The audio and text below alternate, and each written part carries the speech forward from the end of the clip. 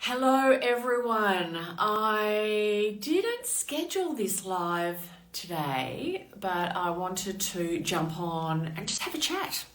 I'm feeling really relaxed today. I didn't schedule this live, but I thought I'd just jump on.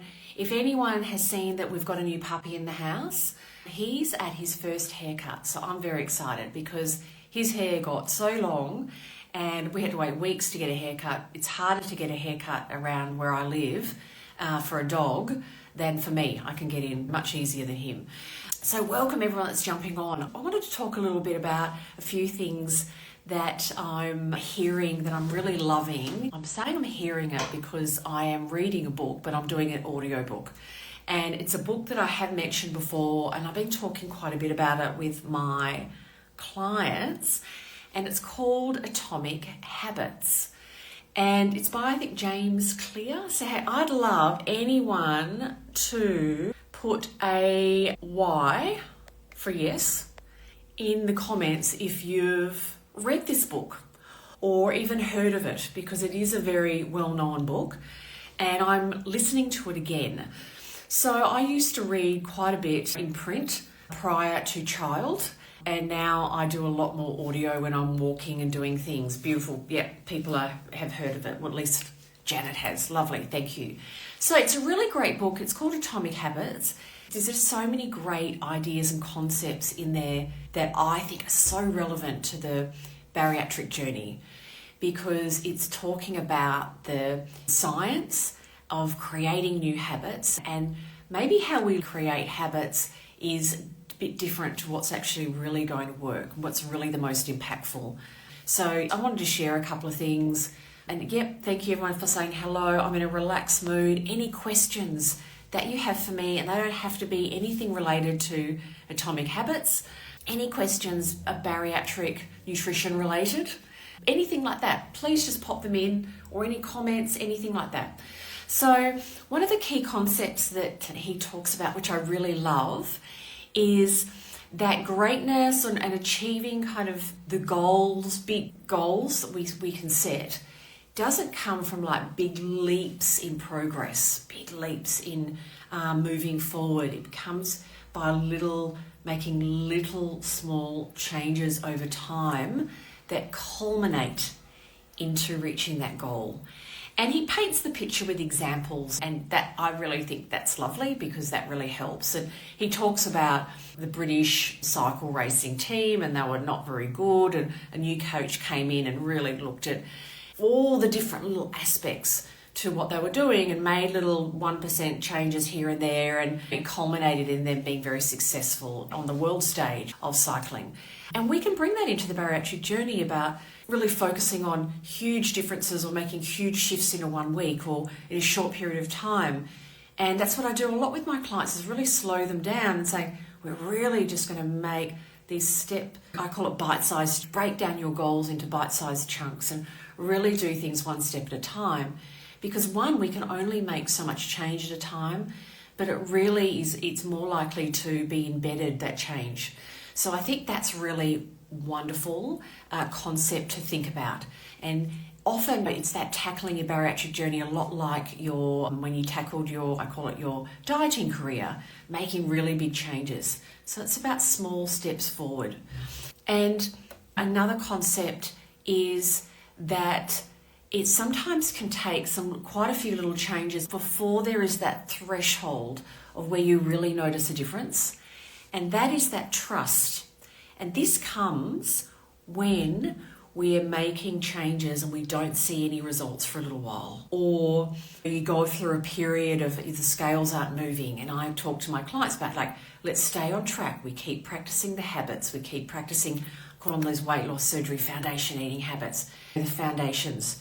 Because the result is a lag measure, the result will come. So I think that's another really a great concept. And the example he gave there is a stonemason that's really skilled at shaping a bit of stone, about how many times they have to hit that spot before that bit of stone kind of cracks. And it wasn't the last hit that did it, it was all of those with the hammer that actually led to that last one really reaching that threshold of impact.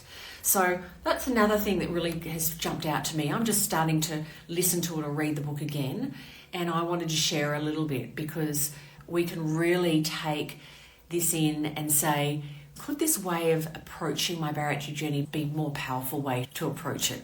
And there's lovely science behind the book. So I just wanted to share it. I want to jump on.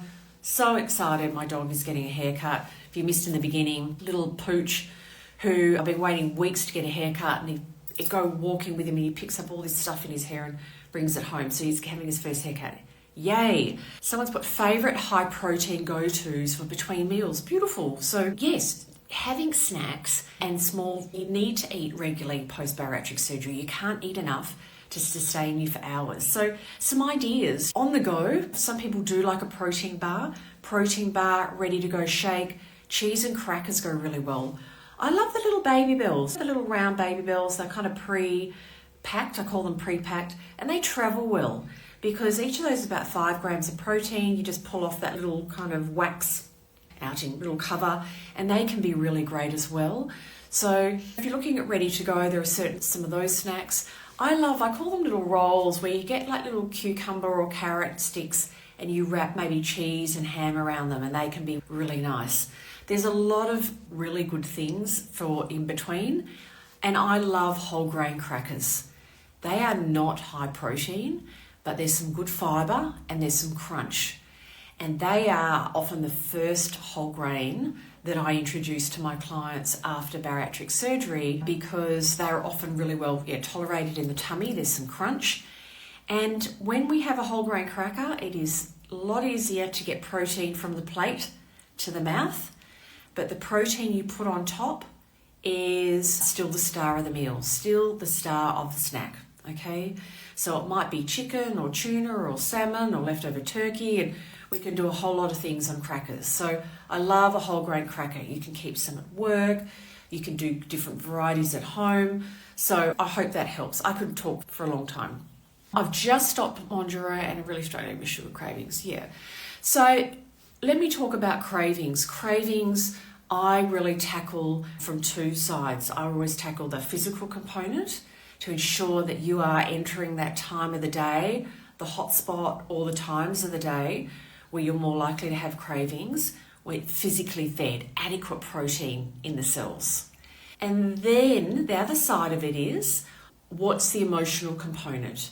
Is there an emotional component? Are we looking to distract ourselves, numb our feelings, give ourselves a reward? What are you hungry for? So they're the 2 components that I work on with cravings. 1, is there any hunger involved? 2, what are the emotions? But I always work on, with my clients, the hunger side first, making sure we don't enter your hot spots, those times of the day where you're more vulnerable, with any fit cellular hunger. So enough protein has gone into the body. It's a lot easier then to identify that emotional component. If there's emotions there, what are we looking for? Are you happy, glad, sad, mad? All of those things. What's going on? So they are the 2 components that I work on. So I hope that makes sense. It's so much easier to explain on a live than on my podcast because I can do my little hand movements. And I'm always my hands, I'm like, and so I hope that makes sense. So lovely. Okay, wonderful, great. I'm so happy. That was a Help H Stando. People have really cool and different handles. So any other questions? Anything else before I go off and do things? I would love to answer any further questions. And as I wait for things to come in, I will just share a little bit about what I do. And I coach people before surgery, getting them ready for surgery, and every stage after. And I have experience for many years in a bariatric centre, but now I work solely online, and I work with people all over the world, literally all over the world.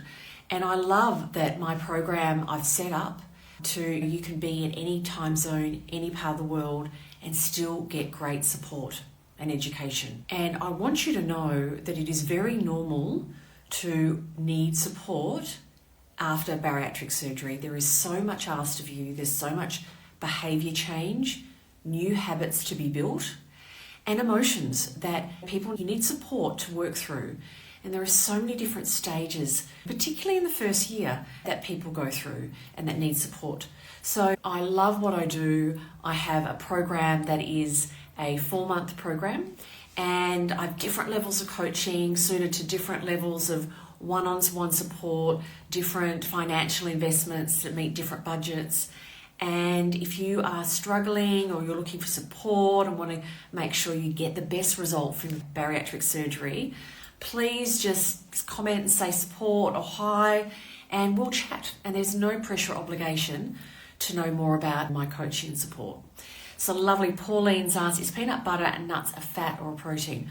Okay. So let's just say nuts and peanut butter. They have some protein, yes, and they also have fat. And they have some good fats and healthy fats, but they're still high in fat. So we will use them sparingly and in smaller amounts. So there is protein there, but there's also fat. And macronutrients, we're looking at, there's 3 macronutrients, and they all 3 of them contribute energy to our diet. Protein, fat, and carbohydrates.